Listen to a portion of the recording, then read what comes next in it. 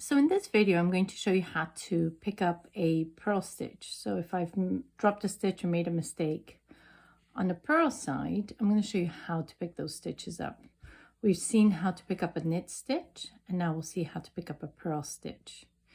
Now, just a quick note here. So this is a rib. So I've got one side knit, purl, knit, purl.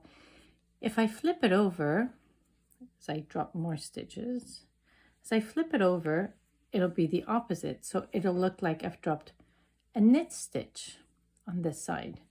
So it looks like a purl stitch on this side and a knit stitch. That's what happens when you do a stocking stitch. When you're doing a stocking stitch, one side is all knit and the other side is all purl. It's different from a garter stitch.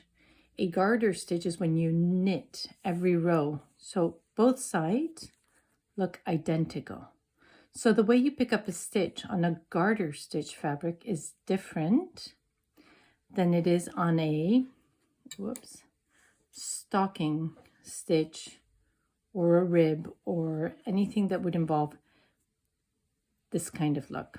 So I'm going to show you this way first, which will then make it easier, and it'll make more sense when I show you how to do it on the garter stitch. Okay, so let's say I have dropped a purl stitch and I need to pick it up. Again, I can either work across the stitches, meaning knit 5 and purl 3 and then fix my mistake, or I can just slip these stitches onto my other needle and come and fix my mistake. So I'm just going to slip my stitches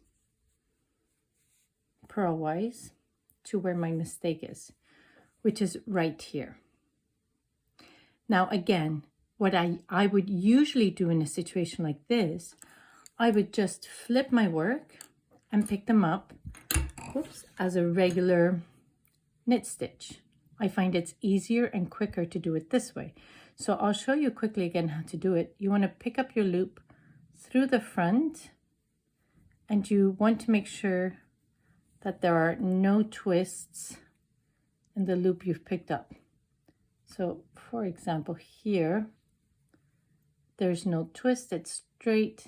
If I was picking it up like this, there's a twist right there. We don't want that. So here, this way, it's straight. There's no twists. So if I were picking it up knitwise, I come in from the front, I come in underneath, making sure I work every row, underneath that row, and scoop it through.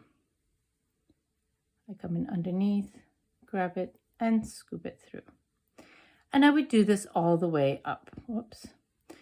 So if it is a stocking stitch and it was on a purl side that I dropped it, it doesn't matter which way you pick it up. It's still going to look and work fine. But let's say it's purl stitches and it's a complicated pattern and I can't turn it over and I have to pick them up on the purl side. That's not a problem. Notice how when you're knitting, your yarn is in the back and you're knitting through the front going up. And purl is the opposite, where you bring your yarn forward and you go down into the stitch. Well, picking up stitches is backwards and the opposite as well for purl. For knitting, you come in front of the yarn. For purling, you want to be behind the row, behind the yarn that you're scooping up. So essentially what you need to do is you need to go above the row you're knitting, then you hook up your stitch. Again, not twisting or anything, so I'm hooking it up from the back to the front. I'm just going to bring it behind that first row. I'm going to go ahead and scoop it in, and now I've pulled it up. Now I need to go to my next row, which is here. So again, I want to go behind that stitch. So what you can do at this point is you can either slip your hook if you have double pointed needles and work from it this way, or you have to take your hook out and come in from this angle and scoop it up. And that allows you to go, the way I scooped it up takes me already behind my next row. I can take it out. I come in. I scoop it up, and that already takes me up to the next one. I'm going to use my thumb to hold, I hold this knot in place so it doesn't unravel while I take my hook out, go between the two rows, come in behind, again, not twisting. If I come in the front and then I do this, I have now created a twist. I don't know if you can see it right there. So I can't come in from the front. I have to come in from behind that loop so that I don't twist it. And then I scoop up that yarn through and I come up behind that stitch. Again, I hold on to that purl knot, take my hook out, and because I am holding on to it here, it's not going to unravel. Come in from behind, scoop it up, and there we go. So as you can see, it is a lot easier and quicker to do knit stitches, but you can definitely do purl stitches too. So that's how you can do that.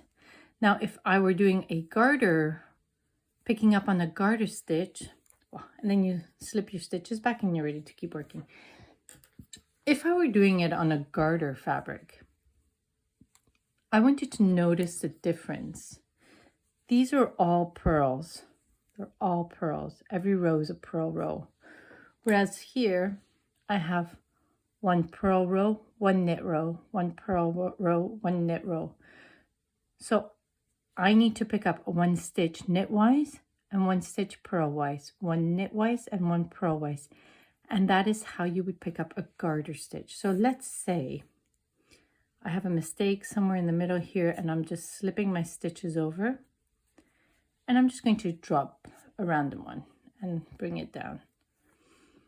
All right, so now I'm here and I have to pick up my stitches.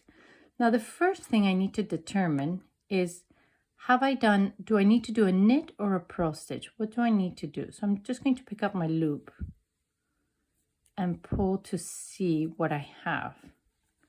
And if I'm holding on to this like this, that looks like a knit stitch that I finished there. So the next stitch I need to do is a purl stitch. So I'm going to come up to my next row, which is this strand. And if I'm purling, I need to go behind it. I need to bring this row in front of my stitch. I need to put my needle in from the back and grab the working yarn or the row and bring it through. So now that purl stitch matches the other purl stitches on that row. So if I did a purl, the next row has to be a knit. So I'm going to come in here and I look, and that's the next one. So I come in from underneath, I grab it and pull it through. So if that was a knit, the next one is a purl. I look for my next row, which is here. I need to bring this loop behind that row, which is right there. I'm going to hold the stitch with my left thumb. I bring up my loop. I bring my hook through the loop from the back.